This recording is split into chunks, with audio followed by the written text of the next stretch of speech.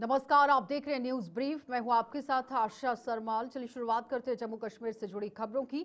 सेवाओं की तत्काल नियमितीकरण और स्थायी नौकरी नीति मांगने के लिए यहां आप देखिए किस तरह से बड़ी मांग रख दी गई है। इसे बनाने की मांग को लेकर पीएचई डिपार्टमेंट की करीब 500 दैनिक वेतनभोगी कर्मचारियों ने आज डोडा में जोरदार प्रदर्शन किया। इस प्रदर्शन का नेतृत्व जम्मू कश्मीर और डेली वेजर्स यूनियन के अध्यक्ष रवि हंस ने किया और रवि हंस ने कहा कि ये प्रदर्शन मुख्यमंत्री उमर अब्दुल्ला के नेतृत्व वाली नेशनल कॉन्फ्रेंस सरकार पर दबाव बनाने के लिए किया गया है ताकि आगामी बजट सत्र में दैनिक वेतनभोगियों को नियमित करने का लंबे समय से किया गया वादा पूरा हो सके। उन्होंने कहा कि हजारों कर्मचारी दशकों से अस्थायी तौर पर काम कर रहे हैं, बेहद कम वेतन पा रहे हैं और उन्हें कोई नौकरी सुरक्षा नहीं है, जबकि जलापूर्ति व्यवस्था में उनकी अहम भूमिका है। प्रदर्शनकारियों ने स्थायी रोजगार, नौकरी सुरक्षा और एक व्यापक नियमितीकरण नीति को तत्काल मंजूरी देने की मांग की। रवि हंस ने चेतावनी दी है कि अगर बजट सत्र में ठोस फैसला नहीं लिया गया तो आंदोलन को पूरे केंद्र शासित प्रदेश में तेज किया जाएगा। प्रदर्शन भी पूरी तरह से शांतिपूर्ण रहा और पिछले 31 सालों से जो शोषण डेली वेजर सहता आ रहा है, उस शोषण से मुक्ति डेली वेजर को मिलनी चाहिए। लोगों को उनका जायज हक मिलना चाहिए। जो SRO 64 की हमारी पहली डिमांड है, रेगुलाइजेशन अंडर SRO 64। दूसरी हमारी जो पेंडिंग वेजेस 17 महीने की है, जो कि टोटली अनकॉन्स्टिट्यूशनल तरीके से सरकार ने दबाई हुई है, वो हमारा राइट बनता है, वो रिलीज होनी चाहिए। और तीसरी हमारी डिमांड है, एज पर Leh Ladakh UT minimum wages act जो है वो रिवाइज किया जाए। हमारी एक स्टेट होती थी जम्मू कश्मीर और लद्दाख, और जब ये 2 यूटियां बनने के बाद वहां पे डेली वेजर को 45,000 रुपया महीना मिलता है और जम्मू कश्मीर के अंदर मात्र 9,000 रुपया डेली वेजर को दिया जा रहा है। ये कहाँ का जस्टिस है? इसलिए हमारी ये 3 डिमांडें हैं और सरकार को ये डिमांडें पूरी करनी पड़ेंगी। सरकार के पास दूसरा कोई ऑप्शन नहीं है। हम चाहते हैं कि सरकार बिना टकराव के ये डिमांडें पूरी करे, अदरवाइज सरकार टकराव के लिए तैयार रहे। देखिए, आपने कहा कि बजट सेक्टर में आपकी ये आवाज वहां पर उठनी चाहिए या इस तरह की पॉलिसी आपके लिए होनी चाहिए। क्या आपको लगता है अगर फिर से नहीं हुई तो आप क्या कदम उठाएंगे नेक्स्ट? मैंने पहले बता दिया कि पिछली बार उमर सरकार की तरफ से बजट के अंदर कोई डेली वेजर की बात नहीं की गई थी, लेकिन जब 10 मार्च को हम सड़कों पे निकले तो 11 मार्च को उमर साहब को मजबूरी में कमेटी फ्रेम करनी पड़ी। और अगर इस बार कोई लिंगरान करने की कोशिश की तो डेली वेजर फिर एक बार तैयार है सड़कों पे आने के लिए, और सरकार मजबूर हो जाएगी। हम सरकार से किसी भी टकराव के मूड में नहीं है, लेकिन हम चाहते हैं हमारा जायज हक हमें मिले।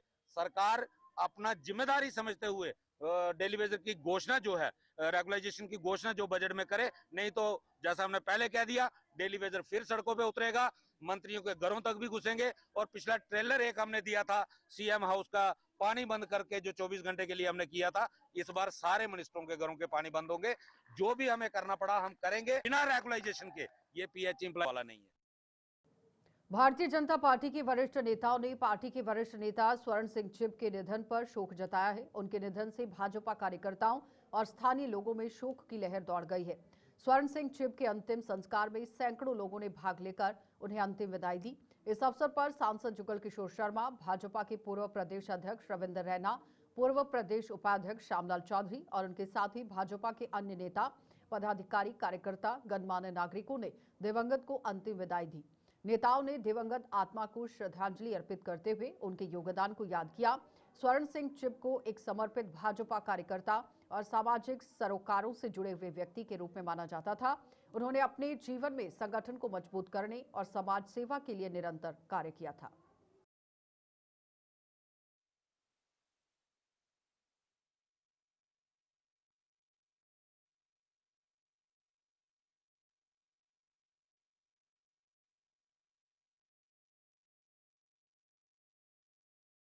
स्वर्ण सिंह चिब साहब, जो जम्मू के इस बॉर्डर एरिया सुचेतगढ़ के फतुचक गांव के रहने वाले थे, बहुत ही एक भारतीय जनता पार्टी के कर्मठ, समर्पित और निष्ठावान कार्यकर्ता थे और एक बहुत अच्छे इंसान थे। बहुत बढ़िया, समाज के लिए, देश के प्रति सेवा भाव उनके अंदर था।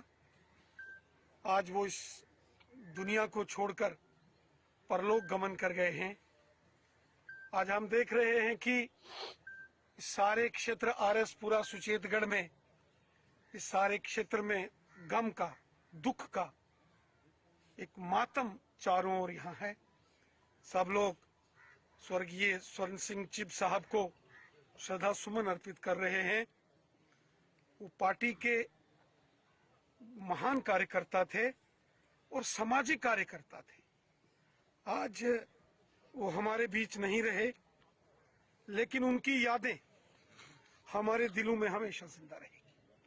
जो कि यहाँ फतुचक के रहने वाले थे, सुचेतगढ़ विधानसभा के थे, भारतीय जनता पार्टी के एक बहुत ही कर्मठ कार्यकर्ता थे और पार्टी सर्वोपरि से उन्होंने जो है वो अपना जीवन जो है वो व्यतीत किया।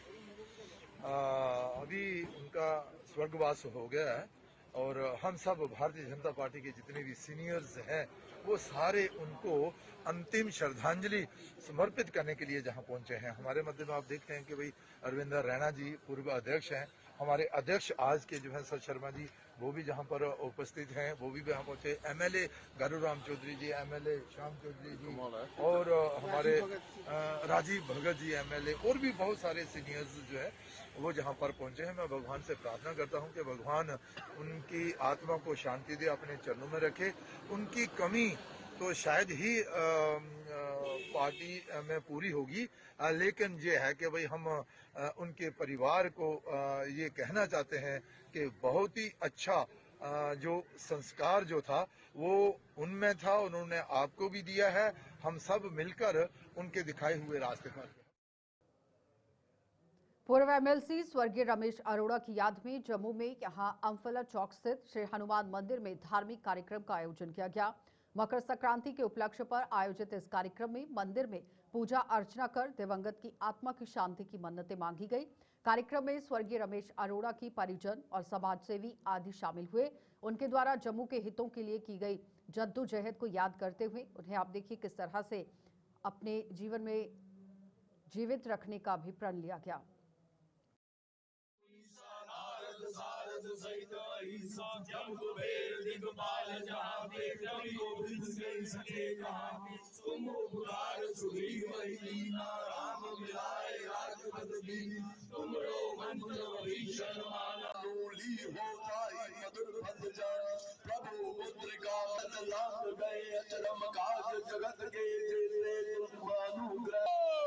इस श्री हनुमान चौक करमनगर के अंदर आप लोगों ने देखा कि किस तरह से वो मस्त जिन लोगों ने पूरी उम्र हमारे स्वर्गीय एमएलसी भारतीय जनता पार्टी के वरिष्ठ नेता श्रीमान रमेश अरोड़ा जी जिनके द्वारा यहाँ पे श्री हनुमान जी की मूर्ति की स्थापना की गई थी।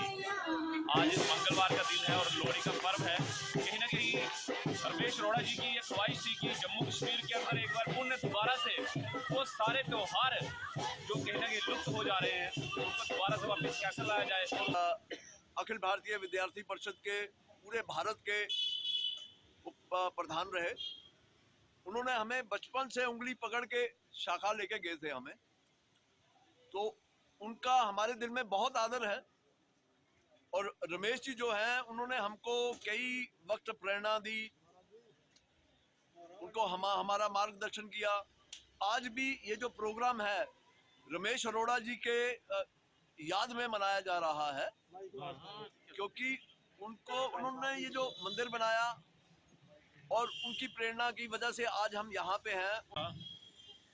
सोशल एक्टिविटी तो आज का पर्व इसलिए है कि यहाँ पे जो मतलब यहाँ पे खड़े हैं हम, हनुमान जी का मंदिर है यहाँ पे। तो हमारे जो एक महान नेता हुए हैं श्री रमेश अरोड़ा जी, उनके मन में 3-4 चीज़ें थी।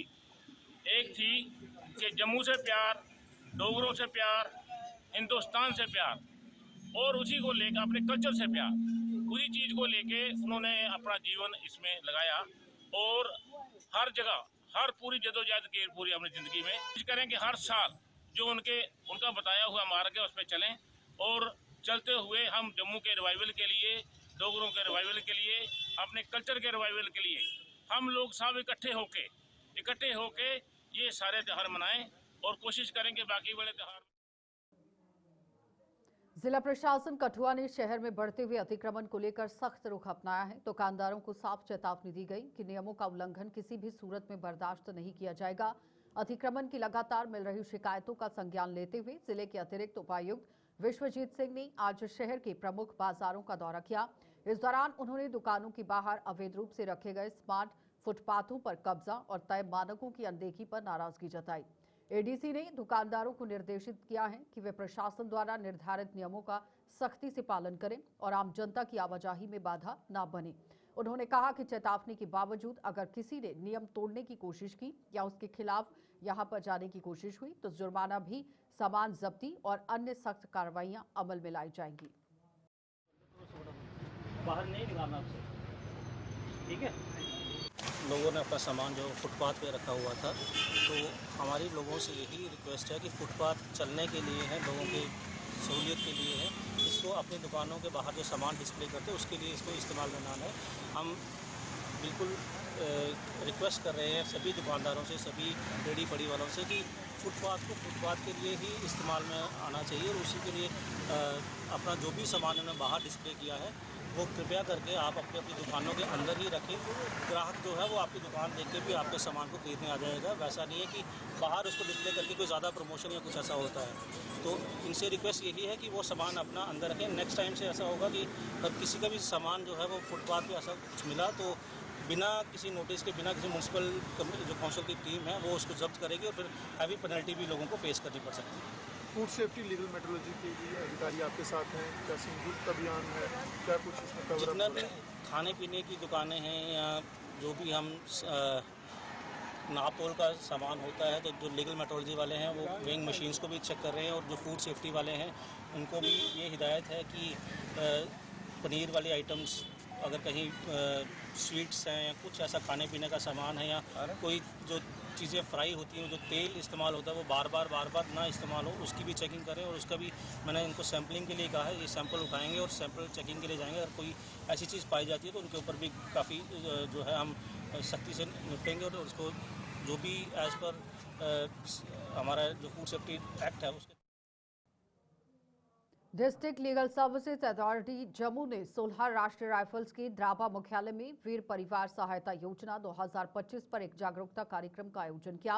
कार्यक्रम का उद्देश्य जवानों और अधिकारियों को सैनिकों, उनके परिवारों के लिए उपलब्ध कल्याणकारी और कानूनी सहायता योजनाओं की जानकारी देना था। ये कार्यक्रम यहां DLSA पुंछ के चेयरमैन एवं प्रधान जिला एवं सत्र न्यायाधीश एहसान मलिक के मार्गदर्शन, सचिव रफाकत हुसैन मीर की देखरेख में आयोजित हुआ। उन्होंने इस योजना के उद्देश्यों, लाभों और DLSA द्वारा प्रदान की जाने वाली निःशुल्क कानूनी सेवाओं की विस्तृत जानकारी दी। इसीलिए ये जो है ये आपकी फैमिली जैसे अगर कोई इंसिडेंट। आज district legal services authority Poonch की तरफ से 16 RR सेक्टर दराबा में एक अवेयरनेस प्रोग्राम को ऑर्गेनाइज किया गया, जो परिवार सहायता योजना 2025 की तरफ से हमने ये प्रोग्राम यहाँ पे मुनक्कद किया। मैं इंडियन आर्मी का, यहाँ के सोल्जर्स का, यहाँ के कमांडर साहब का, यहाँ की पूरी यूनिट का, तमाम आर्मी ऑफिशियल्स का शुक्रिया अदा करता हूँ कि आज हम प्रिंसिपल डिस्ट्रिक्ट एंड सेशन जज पुंछ जनाब एहसान मलिक साहब और रफाकत हुसैन मीर, ऑनरेबल सेक्रेटरी डेल्सा पुंछ की हदायत के मुताबिक आज हम यहाँ पे पहुँचे थे। हमने परिवार सहायता योजना 2025 के ताल्लुक से यहाँ पे इंडियन आर्मी के जवान्स को, यहाँ के एक्स सर्विसमैन को रोशनास करवाया कि स्कीम के बेनिफिट्स क्या हैं और स्कीम को लॉन्च क्यों किया गया है। मैं यहाँ की पूरी कमांड का बहुत दिल की गहराई। परिवार सहायता योजना 2025 स्कीम है जो इंडियन आर्मी के जवान्स की वेलफेयर के लिए ये स्कीम का जो है आगाज किया गया है। आज हम यहाँ पे district legal services authority Poonch की तरफ से आए थे। जो दराबा आर्मी है इसमें हमारा जो एक अवेयरनेस प्रोग्राम था, इसका जो टॉपिक था अवेयरनेस प्रोग्राम का वो था नालसा वीर परिवार सहायता योजना 2025। इस स्कीम में यही बताया गया है, ये जो आर्मी ऑफिसर्स हैं या आर्मी के जवान हैं जो सर्व कर रहे हैं या जो शहीद हो गए हैं, अगर उनकी फैमिली को कोई ज़रूरत पड़ती है लीगल हेल्प तो उसके लिए ये वहाँ पे अवेलेबल नहीं है। तो उनकी जो घर वाले हैं उनकी फैमिली को जो लीगल प्रोसीजर है उसमें जो है फ्री ऑफ कॉस्ट ये हेल्प जो लीगल हेल्प प्रोवाइड की जाएगी, उसी के बारे में ये स्कीम है। और इस स्कीम में जो है नेशनल लीगल सर्विसेज अथॉरिटी है, जैसे तहसील लीगल सर्विसेज अथॉरिटी, तहसील लीगल सर्विसेज कमेटी या district legal services committee, district legal services authority में आप जो है एप्लीकेशन दे सकते हैं। और ये इसके रियासी जिले की पेंशन भोगियों के लिए एक राहत भरी और अहम खबर सामने आई है। डिस्ट्रिक्ट ट्रेजरी ऑफिसर रियासी जो कि कमर रहमान हैं, उन्होंने जानकारी देते हुए बताया कि अक्टूबर 2019 के बाद सेवानिवृत्त हुए सभी केंद्रीय पेंशन भोगियों को अब जम्मू कश्मीर में भी केंद्रीय सरकारी स्वास्थ्य योजना का लाभ मिलेगा। उन्होंने बताया कि जम्मू कश्मीर के केंद्र शासित प्रदेश बनने के बाद पात्र पेंशन भोगियों को इस केंद्रीय योजना के अंतर्गत शामिल किया गया है। केंद्रीय सरकारी स्वास्थ्य योजना का लाभ उठाने के लिए पेंशन भोगियों को आयुष्मान भारत योजना कार्ड और राज्य सरकार द्वारा दी जा रही यहां पर अन्य मेडिकल सुविधाओं को छोड़ना होगा। उन्होंने कहा कि केंद्रीय सरकारी स्वास्थ्य योजना के तहत सरकारी अस्पतालों के साथ साथ सूचीबद्ध निजी अस्पतालों में भी इलाज की सुविधा उपलब्ध होगी और इसका लाभ पेंशन भोगी के पूरे परिवार को मिलेगा। पेंशन भोगी देश के किसी भी हिस्से में इस योजना का लाभ ले सकते हैं और इसके लिए पोर्टल पर पंजीकरण और निर्धारित शुल्क जमा करना अनिवार्य होगा। हमारे जो पेंशनर्स हैं, जो अक्टूबर 19 के अनवर्ड जो रिटायर हुए हैं पेंशनर्स, उनके लिए गवर्नमेंट ने एक प्रोविजन फैसिलिटी रखी है कि वो अपनी मेडिकल जो हेल्थ के लिए एक CGHS जो सेंट्रल गवर्नमेंट हेल्थ स्कीम है वो अवेल कर सकते हैं, उसकी फैसिलिटी अवेल कर सकते हैं। तो ये इसमें कुछ इंडिपेंडेंट हॉस्पिटल और गवर्नमेंट हॉस्पिटल्स में ये फैसिलिटी अवेलेबल है पेंशनर्स के लिए। तो सेंट्रल गवर्नमेंट में तो सभी एम्प्लॉयज़ के लिए और पेंशनर्स के लिए सबके लिए ये स्कीम अवेलेबल है, लेकिन हमारी यूटी में जो अक्टूबर 19 के बाद जो लोग रिटायर हुए हैं उनके लिए, पेंशनर्स के लिए ये फैसिलिटी गवर्नमेंट ने रखी है, अवेलेबल है। तो इसमें ये कैशलेस फैसिलिटी अवेलेबल है। उनको सिर्फ जो मेडिकल अलाउंस मिलता है पेंशनर्स को गवर्नमेंट की तरफ से वो सरेंडर करना है, और जो उनको आयुष्मान कार्ड है वो भी सरेंडर करना है। तो वो ये दोनों चीज़ें सरेंडर करके वो उसमें फैसिलिटी अवेल कर सकते हैं। CGHS की जो फैसिलिटी है, सेंट्रल गवर्नमेंट जो हेल्थ स्कीम की है फैसिलिटी, ये अवेल कर सकते हैं। तो इसमें एक सब्सक्रिप्शन है, वो सब्सक्रिप्शन उनको ग्रेड के हिसाब से सब्सक्रिप्शन देनी पड़ती है। तो ये बड़ी एक अच्छी फैसिलिटी है और एक मतलब इसमें पैन इंडिया कवरेज है, थ्रू इंडिया फैसिलिटी अवेलेबल रहेगी। और सभी जो हैं एस्पेक्ट्स वो पेंशनर्स की हेल्थ के सारे वो इसमें कवर्ड हैं, उसकी फैमिली के भी, पेंशनर्स के खुद के भी इसमें सारे कवरेज है। तो इसलिए मैं ये रिक्वेस्ट करूँगा आपके थ्रू कि आप पेंशनर्स जो हमारे बुजुर्ग हैं, जितने जो भी अक्टूबर 19 से अनवर्ड जो लोग रिटायर हुए हैं, वो सारे के सारे मैक्सिमम लोग इसको फैसिलिटी को अवेल करें, क्योंकि ये एक अच्छी फैसिलिटी है और ये कैशलेस फैसिलिटी भी है और सारी इसमें हेल्थ के सारे जो इश्यूज हैं सारे वो इसमें कवर हो जाते हैं। विकसित भारत जीराम जी एक्ट को लेकर विपक्ष की आलोचनाओं के बीच में भारतीय जनता पार्टी ब्लॉक स्तर पर इस एक्ट की खूबियों पर जोर शोर से प्रचार प्रसार कर लोगों को जागरूक कर रही है। और इसी कड़ी में सुरनकोट में आज पार्टी के जिलाध्यक्ष गुरदीप सिंह की अध्यक्षता में एक कॉन्फ्रेंस का आयोजन किया गया। इस कॉन्फ्रेंस में मनरेगा में किए गए संशोधनों पर चर्चा की गई और पार्टी कार्यकर्ताओं से जनता के बीच जाकर इन संशोधनों के प्रचार करने का आह्वान किया गया। ज्यादा से ज्यादा काम इन 11 सालों के अंदर सेंट्रल स्पॉन्सर स्कीमों से सुरनकोट के अंदर हुए और कहीं नहीं। मिसाल है, आप 11 साल के अंदर प्रधानमंत्री सड़क योजना जो की देन है, उसी के आज आप देखें जो भारतीय जनता पार्टी का एक जो प्रोग्राम जम्मू कश्मीर के अंदर शुरू हो चुका है, कॉन्स्टिट्यूंसी वाइज सम्मेलन हो रहे हैं, जिसपे खास आप देखें जो जम्मू कश्मीर के अंदर पिछले ही दिनों जो एक आपदा फ्लड की पूरे जगह जगह के अंदर, चाहे वो हम मेंढर कालाबंद की बात करें, पूंछ की बात करें, सुरनकोट हो, रजौरी हो, किश्तवाड़ हो, जो नुकसान एक आपदा आई थी फ्लड की उसमें हुआ था, उसमें आज हमने सुरनकोट कॉन्स्टिट्यूंसी में आके जो नरेंद्र भाई मोदी जी हमारे देश के माननीय प्रधानमंत्री हैं, उनका शुक्रिया अदा किया, जिन्होंने 1430 करोड़ का जो पैकेज जो पूरी स्टेट के अंदर दिया, उसी की आज बात की गई। और खास बात की गई जो 11 साल के अंदर नरेंद्र भाई मोदी जी के कार्यकाल में जो इस इलाका के अंदर डेवलपमेंट हुई, चाहे वो मुगल रोड टनल की बात करें, चाहे हम भाटा दुड़िया टनल की बात करें, चाहे हम गोल्डन कार्ड की बात करें, फ्री राशन की बात करें, और भी चाहे हम जो पहाड़ियों को एसटी स्टेटस मिला उसकी बात करें, कई ऐसी स्कीमें, कई ऐसे प्रोग्राम्स जो इस 11 साल के कार्यकाल में नरेंद्र मोदी जी भारतीय जनता पार्टी द्वारा किए गए, उसी की आज बात की गई, उसी की चर्चा थी आज। के मनरेगा का नाम चेंज करके VBG राम जी रखा गया है, विकसित भारत के मद्देनजर रखते हुए। जो मोदी जी ने 2047 का एक सपना देखा है कि सेल्फ रिलायंट जो कि आत्मनिर्भर भारत का एक सपना देखा है, उसको विचार में रखते हुए जो इस स्कीम का नाम चेंज किया गया है। कुछ पॉलिटिकल पार्टीज के लोग ये बोलते हैं कि इस स्कीम को स्क्रैप किया गया है, टर्मिनेट किया गया है, लेकिन ऐसा बिल्कुल भी नहीं है। इस स्कीम को अमेंडमेंट करके, तरमीम करके इसका नाम चेंज किया गया है। पहले 100 दिन की रोजगार थी, लेकिन अब 125 दिन इसको किया गया है।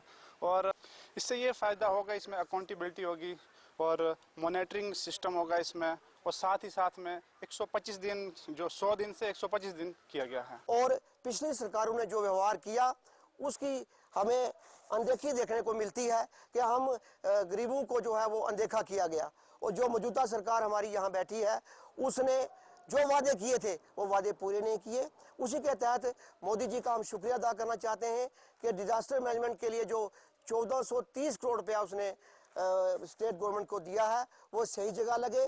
जिन लोगों के मकान जो है वो ढह गए थे, जिन लोगों को नुकसान हुआ था ऑपरेशन सिंदूर में, उसके लिए भी जो है गवर्नमेंट ने पैसा दिया है। और आज हम इसी पे मंथन करने जा रहे थे।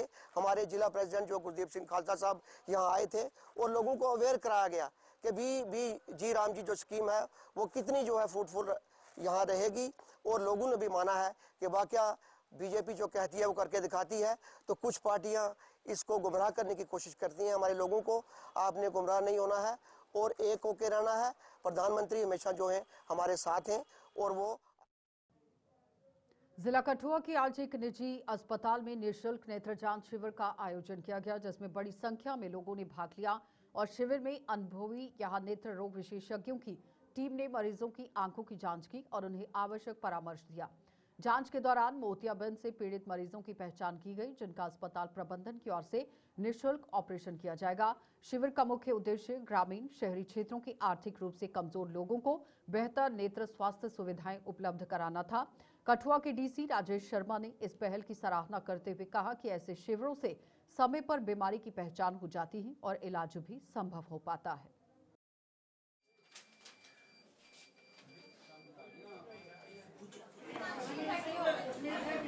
अच्छा इनिशिएटिव है डॉक्टर AK गुप्ता जी, और ये पिछले 15 साल से ये कर रहे हैं। ईयरली बेसिस पे, जैसा आप जानते हैं, कैटरैक्ट के पेशेंट्स को यहाँ पे ट्रीट करेंगे। तो होता यूँ है कि नॉर्मली कई बार डॉक्टर भी नहीं मिलते हैं या कुछ कोई अवेलेबल नहीं होती कोई चीज़। तो इनका ये जो मिशन है कि ये एक ही बार कैंप लगाएंगे, और जैसा 250 मैंने कहा कि नंबर, उससे पेशेंट्स को बड़ा बेनिफिट रहता है। और हमारा डिस्ट्रिक्ट ऐसा है कि यहाँ पे दूर दराज के एरियाज़ भी हैं, वहाँ से भी लोग यहाँ पे इकट्ठे होकर आ जाते हैं। तो आपने देखा कि लोग बड़े एंथुसियास्टिक हैं और पॉजिटिव अप्रोच के साथ है। और मैं डॉक्टर साहब को एक मुबारकबाद भी दूंगा जिस तरह से इन्होंने इनिशिएटिव लिया और जो इनके साथ लोग जुड़े हुए हैं। और ये भी इनको कहूँगा कि इसको आप फ्यूचर में भी कैरी ऑन करते रहिए। जम्मू कश्मीर के ही लिए घोषित नेशनल लॉ यूनिवर्सिटी यहाँ NLU को लेकर ही प्रदेश में प्रतिक्रियाएं सामने आने लगी हैं। और यूनिवर्सिटी की स्थापना को लेकर जम्मू और कश्मीर संभाग के बीच जारी खींचतान पर आम लोगों की और शिक्षाविदों, समाज सेवियों ने कड़ी नाराजगी जता दी है। उनका कहना है कि इस तरह का विवाद उच्च शिक्षा के विकास में बाधा बन रहा है। और इसी बीच पीर पंचाल क्षेत्र में NLU स्थापित करने के लिए ये मांग तेज हो गई है। और थानाबंदी क्षेत्र के ही युवाओं, शिक्षाविदों और स्थानीय नागरिकों ने एक स्वर में मांग की है कि नेशनल लॉ यूनिवर्सिटी की पीर पंचाल खित्ते से ही शुरुआत होनी चाहिए। और उनका तर्क है कि ये क्षेत्र शैक्षणिक रूप से पिछड़ा रहा। यहाँ यूनिवर्सिटी की स्थापना न केवल शिक्षा को बढ़ावा देगी बल्कि सामाजिक आर्थिक विकास को भी गति देगी। तो लोगों ने सरकार से क्षेत्रीय संतुलन बनाए रखते हुए जल्द फैसला लेने की अपील की। नेशनल लॉ यूनिवर्सिटी की बात है तो ये आज 2-3 दिन 4 दिन से इसका मतलब जो बात चल रही है, कहीं कश्मीर से बात, मतलब हमारे उमर अब्दुल्ला, CM अब्दुल्ला साहब जो पूरे स्टेट के हमारे CM हैं, उनको सिर्फ कश्मीर की बात नहीं रखनी चाहिए। क्योंकि हमने उनके जो बयान हमने सुने हैं तो हमें थोड़ा दुख ही महसूस हुआ। क्योंकि जम्मू में जो लीडर है वो तो जम्मू की बात करेंगे, तो उमर अब्दुल्ला साहब भी हमारे आज कश्मीर की बात करते हैं। जब इलेक्शन के टाइम आता है तो यहाँ से चाहे हमारा पार्लियामेंट की बात करें, हमने NC को यहाँ से भरपूर वोट देके हमें MP बैठाया दिल्ली के अंदर। तो अफसोस की बात है हमारे रजौरी पुंछ की कोई बात करने वाला लीडर नहीं है। तो कहीं जब भी कहीं कोई अगर बॉर्डर की बात करते हैं, हम बॉर्डर पे भी जब कहीं फायरिंग होती है तो हमारे रजौरी पुंछ के लोग ही पीछे जाते हैं। तो आज यूनिवर्सिटी की बात है, हमारे रजौरी पुंछ के लोगों की कोई बात उठाने वाला नहीं है। तो हम ख़ास तौर पे सीएम साहब से रिक्वेस्ट करते हैं अपने नौजवानों की तरफ से भी कि जो ये यूनिवर्सिटी है ये हमारे पीर पंजाल के खिते में होनी चाहिए। हमारा जो नेशनल लॉ यूनिवर्सिटी का जो मसला है वो चर्चा में जसीम की तरफ से ठीक है, और हमारा नौजवानों की तरफ से ये एक मतलब पूरा एहतजाज जो आपके सामने अपने आपके चैनल के माध्यम से हम ये पैगाम देना चाहते हैं कि जो इस बार नेशनल लॉ यूनिवर्सिटी है वो हमारे खिता पीर पंजाल में बननी चाहिए, ताकि हमारी आवाम को भी इस चीज़ की सहूलत हो और हमारी आवाम को भी इस चीज़ से पुरसुकून जो है कि हमें भी यकीन होना चाहिए कि वाकई ही जो हमारी सेंट्रल गवर्नमेंट है और जो स्टेट की गवर्नमेंट है वो हमारी तरफ तवज्जो देगी। हमारा यही कहना है कि ये यूनिवर्सिटी यहाँ बननी चाहिए ताकि जो हमारी यहाँ की यूथ है वो इसका भरपूर फायदा उठा सके। कहना चाहते हैं कि अगर ये यूनिवर्सिटी हमारे खिता पीर पंजाल में बनती है तो जो आज हमारे नौजवान बाहर जाके खज्जल होते हैं, खज्जल से ज्यादा वो हरास होते हैं बाहर जाके, तो वो अगर यूनिवर्सिटी यहाँ बनेगी तो वो यहाँ अपनी एजुकेशन हासिल करेंगे और इसका फायदा आने वाली नस्लों को होगा। तो हमारी जो यूथ है हमारे खिता पीर पंजाल की, खासकर रजौरी पुंछ की अवाम यही चाहती है कि जो नेशनल लॉ यूनिवर्सिटी है वो खिता पीर पंजाल में आए और हमारी कास्ट प्रेफरेंस है कि रजौरी में दी जाए, क्योंकि खिता पीर पंजाल को हमेशा से हर जगह पे जो है वो दरगुजर किया गया है। हमारी यही हुकूमत से रहेगी, मरकजी सरकार से और हमारी यूटी सरकार से और खासकर हमारे एलजी साहब से कि जो नेशनल लॉ यूनिवर्सिटी है वो डिस्ट्रिक्ट रजौरी के अंदर दी जाए। जी बिल्कुल, जैसा कि आप जानते हैं कि हमारे जो यहाँ के यूथ है, यहाँ के स्टूडेंट्स हैं वो बाहर जाके अपनी स्टडीज के लिए जाते हैं और से बाहर जाते हैं, बाहर की स्टेट्स में उन्हें हरास किया जाता है और ऊपर से यहाँ के जो लोग हैं इतने मालदार भी नहीं है कि अपने बच्चों को फर्दर स्टडीज के लिए। चलिए बुलेटिन में इतना ही, इजाजत दीजिए, नमस्कार।